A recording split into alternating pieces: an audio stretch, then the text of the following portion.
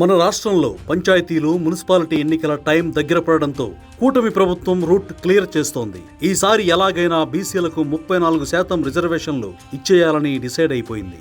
నిజానికి జగన్ హయాంలో ఈ రిజర్వేషన్లు 34% నుంచి 27% తగ్గిపోయాయి. దీనివల్ల బీసీలు చాలా అవకాశాలు కోల్పోయారు. అందుకే ఇప్పుడు మళ్లీ ఆ పాత కోటాను తీసుకురావాలని ప్రభుత్వం పట్టుదలగా ఉంది. దీనికోసం retired IAS officer Rajiv Ranjan Mishra నేతృత్వంలో ఒక స్పెషల్ కమిషన్ ను రంగంలోకి దింపింది. ఈ కమిషన్ ఊళ్ళన్నీ తిరిగి బీసీల పరిస్థితి ఎలా ఉంది, వారు రాజకీయంగా ఎంత వెనకబడి ఉన్నారు అనే దానిపై జస్ట్ 45 రోజుల్లో రిపోర్ట్ రెడీ చేస్తోంది. అయితే ఇక్కడ ఒక పెద్ద పంచాయతీ ఏంటంటే సుప్రీంకోర్టు ట్రిపుల్ టెస్ట్ అనే ఒక కండిషన్ పెట్టింది. దీని ప్రకారం రిజర్వేషన్లు ఇవ్వాలంటే ఊరికే నోటి మాటతో చెబితే కుదరదు. ఒక పక్కా కమిషన్ ఉండాలి. ఆ కమిషన్ ఇచ్చే లెక్కల ప్రకారమే సీట్లు కేటాయించాలి. అన్నిటికంటే ముఖ్యంగా ఎస్సీ, ఎస్టీ, బీసీ అందరి కోటాలు కలిపితే 50% దాటకూడదు.